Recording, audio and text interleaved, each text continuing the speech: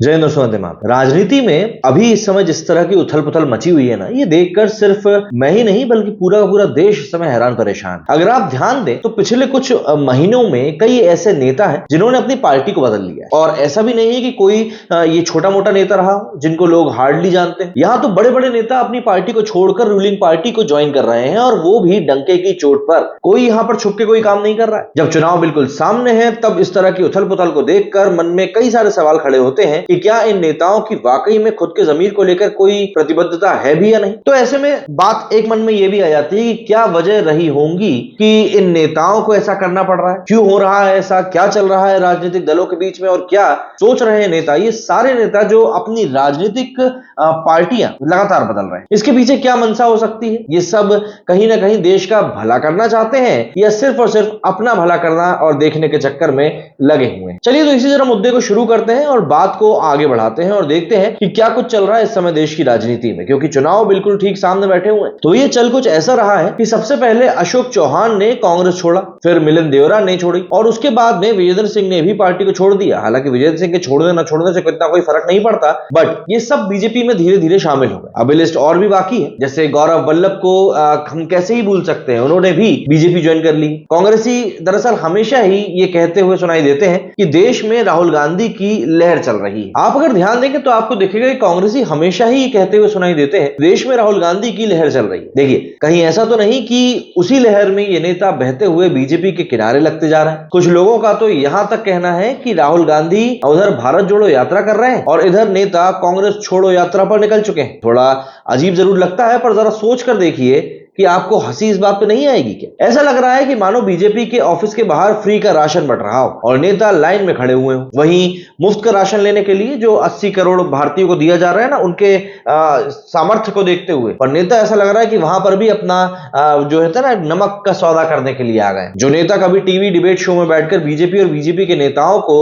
भद्दे से भद्दा कमेंट करने से चूकते नहीं थे, वो नेता भी आज बीजेपी ज्वाइन करने के बाद उनका ही गुणगान करते हुए नजर आ रहे हैं। ऐसा भी देखने को मिला कि नेता एक शाम तो राहुल गांधी के गले में हाथ डालकर ट्विटर पर फोटो पोस्ट कर रहे हैं और नेक्स्ट डे बीजेपी ज्वाइन कर रहे हैं। कुछ लोगों का तो यहां तक कहना है कि नेता सोच रहे हैं कि हाथ तो हम सबके पास है ही, हम दूसरों के हाथ के सहारे आखिर क्यों रहे। पर भैया दरअसल बात कुछ ऐसी है कि जब कांग्रेस के नेताओं को पता चला कि टिकट बंटवारा जो चल रहा है उसमें वो गिनती में ही नहीं है, तो उन सब ने फटाफट बीजेपी का दामन थामना शुरू कर दिया। कल तक जिन नेताओं को देश का भविष्य राहुल गांधी पे नजर आ रहा था, वही राहुल गांधी अब उनको नकारा ढोंगी लगने लगे। इन सब पार्टियों ने जो मिलकर एक इंडी अलायंस बनाई थी, वो भी कुछ ही दिनों का दिखावा था ऐसा लग रहा है। इंडी अलायंस को ये लोग ऑक्सीजन पर भी जिंदा रखने में कामयाब नहीं हो पा रहे हैं। महाराष्ट्र में लंबी बहस चलने के बाद भी सब मिलकर डिसाइड नहीं कर पाए कि संजय निरुपम को कांग्रेस से निकाला या उन्होंने पहले ही पार्टी को अलविदा किया। महबूबा मुफ्ती भी सीट ना मिलने पर अकेले लड़ने को तैयार हो चुकी। उधर ममता बनर्जी की बात करें तो उन्होंने भी पहले ही कांग्रेस लेफ्ट से किनारा कर लिया है और केरला की लेफ्ट भी कांग्रेस में बिल्कुल इंटरेस्टेड नहीं। और इन सबके बीच नीतीश कुमार ये सोच रहे हैं कि पहले ही बाहर आकर उन्होंने अपनी टाइम पर इज्जत बचा ली। ये सब देखकर ऐसा लग रहा है कि मानो राहुल गांधी भारत जोड़ो यात्रा करते करते कांग्रेस को ही जोड़ना भूल गए। ऐसी भागदौड़ मची हुई है कांग्रेस में कि क्या ही बोले। अब आप देखो ना, जो नेता अपनी पार्टी के लिए दिन रात टीवी डिबेट्स करता हुआ नजर आता है, सोशल मीडिया पर अपनी पार्टी की वजह से गालियां सुनता है, वही नेता रातों रात पार्टी बदल लेता है। जब विजेंद्र सिंह से इंटरव्यू में पूछा गया कि आपने ऐसा क्यों किया, तो उनका जवाब सुनकर तो ना दिमाग के तोते उड़ गए थे। भाई साहब कहते हैं कि मैं जब सोकर उठा तो अचानक से मैंने महसूस किया कि मैं गलत कर रहा हूं, गलत प्लेटफॉर्म पे खड़ा हूं, तो मैंने सही दिशा में कदम बढ़ाकर बीजेपी को ज्वाइन कर लिया है। दरअसल ये वही नेता है जो सुबह से शाम तक बीजेपी को गालियां देने का काम करते थे, बीजेपी को मिटाने की कसमें खाते थे, राहुल गांधी के साथ सेल्फी पोस्ट करते थे, पहलवानों के मामले में बीजेपी को ट्रोल करते थे। मतलब उसके बाद इन लोगों का इस तरीके से करना समझ में नहीं आया। और अब जबकि इन्होंने कांग्रेस को दुलत्ती मार दी है, तो ये सब अब आपके सामने आ चुका है कि इन लोगों की कोई बिसात नहीं है। मतलब ये किस करवट बैठेंगे कोई नहीं कह सकता। तो असल में बात कुछ ऐसी है, विजेंद्र जी के बारे में अगर हम लोग बात करें तो ये महाशय भिवानी की टिकट मांग रहे थे अपनी पार्टी से, पर कांग्रेस इनको हेमा मालिनी के खिलाफ मथुरा से इलेक्शन लड़वाना चाह रही थी, जो इनको नागवार गुजरा, या इनको ऐसा लग रहा था कि शायद हेमा मालिनी के सामने जीतने का मथुरा में तो कोई चांस है ही नहीं। तो ये अपने मुंह में दातून फंसाए और निकल पड़े भिवानी की ओर। अरे भैया, बीजेपी ने इनको टिकट जो दे दिया भिवानी से, अब बीजेपी को भी हरियाणा से कोई जाट नेता तो चाहिए ही था। ये जानने के बाद ही तो इनकी अंतरात्मा से आवाज बताई कि भैया ये गलत पार्टी में है। इनको समझ में आ गया था दरअसल कि ट्विटर पर मोदी को गालियां देने से लाइक्स, कमेंट्स और रिट्वीट्स तो बहुत मिल जाते हैं, पर लोकसभा में जगह नहीं मिलती, वो तो बीजेपी ही दिलवा सकती है। उधर कल तक जो संजय निरुपम कांग्रेस का गीत गाते नहीं थकते थे, उन्होंने भी अचानक से पार्टी से इस्तीफा देकर सबको चौंका दिया। कल तक बीजेपी की खामियां गिनवाने वाले संजय जी अब अपने इंटरव्यूज में कांग्रेस के 5 पावर सेंटर का बखान करते हुए नजर आ रहे हैं, जिसमें उन्होंने पहले नंबर पर सोनिया गांधी, दूसरे नंबर पर राहुल गांधी का नाम लिया है। वो तो ये तक कहने से पीछे नहीं हटे कि भैया कांग्रेस का ना तो कोई इतिहास है, ना वर्तमान और भविष्य की बात तो छोड़ ही दीजिए। उनका कहना था कि इंडिया अलायंस 3 कमजोर पार्टियों के गठजोड़ का बना हुआ है। वैसे अभी तक बीजेपी ने इनको कोई सीट नहीं दी है, लेकिन हाँ, मुखर तो ये हो ही चुके। अभी ये सारा मैटर तो खत्म भी नहीं हुआ था कि कांग्रेस के नेता गौरव वल्लभ ने भी पार्टी से इस्तीफा देकर बीजेपी ज्वाइन कर लिया। अब इनके इस्तीफे के ऊपर मुझे सबसे ज्यादा चौंकना पड़ा।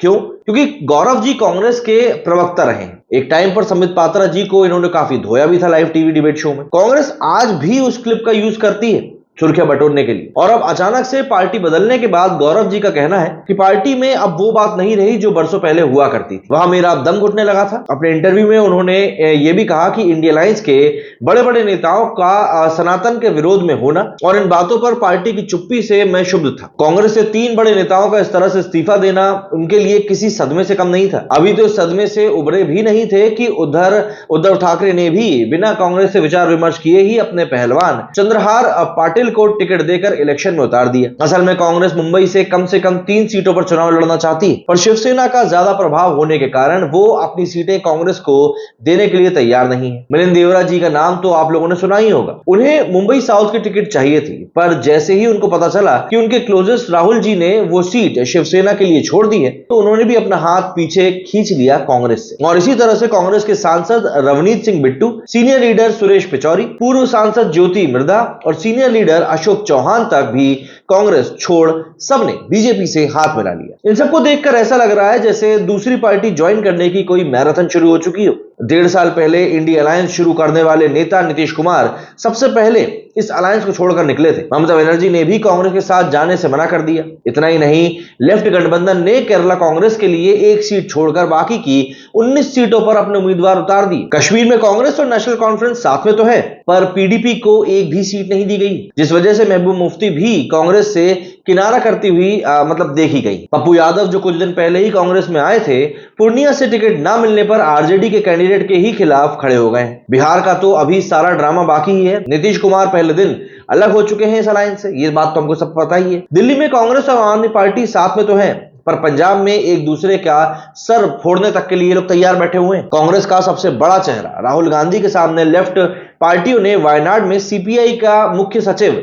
डी राजा की वाइफ को बना दिया है। जब कोई अलायंस अपने सीनियर लीडर्स के सामने अपने कैंडिडेट्स को ही उतार रहा है, तो ये पूरा अलायंस इलेक्शन कैसे साथ में लड़ सकता है? आए दिन कोई ना कोई बड़ा नेता कांग्रेस से इस्तीफा दे रहा है, कांग्रेस या इंडिया अलायंस से खुद को अलग कर रहा है। कांग्रेस इंडिया अलायंस की सबसे बड़ी पार्टी है और राहुल गांधी सबसे बड़े नेता। कुछ लोग तो उन्हें मोदी के अगेंस्ट सबसे बड़ा चेहरा भी मानते हैं, पर इनके सामने ही इंडिया अलायंस की ये क्या हालत है आज की डेट में, आप खुद ही देख सकते हैं। ये सब कुछ जो इनकी पार्टी में इस समय चल रहा है, कोई मल्टीविटामिन सिरप का काम तो कर नहीं रहा इनकी पार्टी के लिए, जो लोग इसको लेकर कोई कुछ बोल नहीं रहा। उसके बाद मुझे तो ये समझ नहीं आता कि अभी भी लोग राहुल गांधी को मोदी के टक्कर का कैसे मान सकते हैं। जिस आदमी से खुद की पार्टी नहीं संभल रही, वो देश को आखिर कैसे संभालेगा? पर डेमोक्रेसी है भैया, कोई ध्रुव राठी के बोलने पे भारत डिक्टेटरशिप में तो बदल नहीं गया है, यहाँ पर वही भी डेमोक्रेसी है। और इसीलिए यहाँ सबको छूट है, जिसका जो मन करे बोल सकता है, कोई किसी को अपना लीडर मान सकता है और कोई बड़ी आसानी से अपनी राजनीतिक पार्टी भी बदल सकता है। वैसे इस डेमोक्रेसी की आंधी में आजकल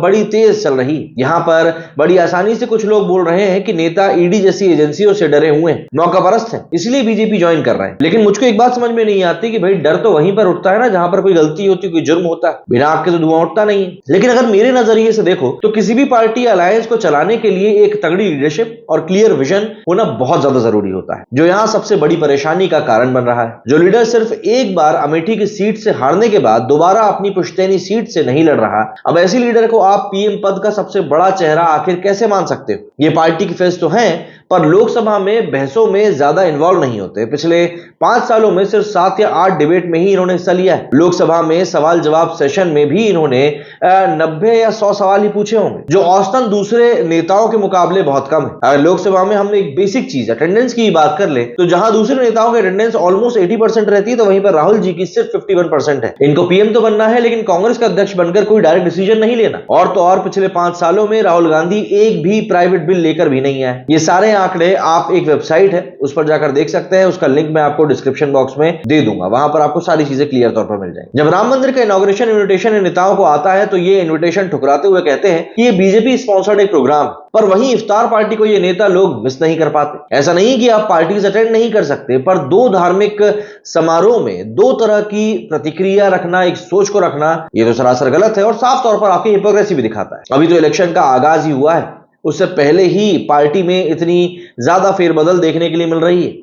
पार्टी बड़े बड़े नेता छोड़कर बीजेपी ज्वाइन कर रहे हैं। बहुत सारे सर्वे का एनडीए को 350 से ज्यादा सीट्स पर जीतते हुए दिखाना, जबकि फर्स्ट स्टेज की पोलिंग में अभी भी लगभग 1.5 से 2 हफ्तों का समय बचा हुआ है। अगर अभी से ये हाल है, तो ऐसी कंडीशन में तो इंडी अलायंस का कुछ भी फ्यूचर फिलहाल तो नजर नहीं आ रहा। कांग्रेस के नेताओं की जो ये पूरी इस समय अदला बदली चल रही है, इसके बारे में आपकी क्या राय है? क्या कांग्रेस छोड़ने वाले नेता ही अपॉर्चुनिस्ट हैं, या लीडरशिप की कमी है? उनका सबसे बड़ा नेता डिसीजन लेने में असमर्थ है? क्या उनकी लीडरशिप दम तोड़ती हुई नजर आ रही है? ये सब जाके कमेंट बॉक्स में आप जरूर बताएं। मेरे वीडियो फिलहाल इतना ही। जय हिंद, जय भारत।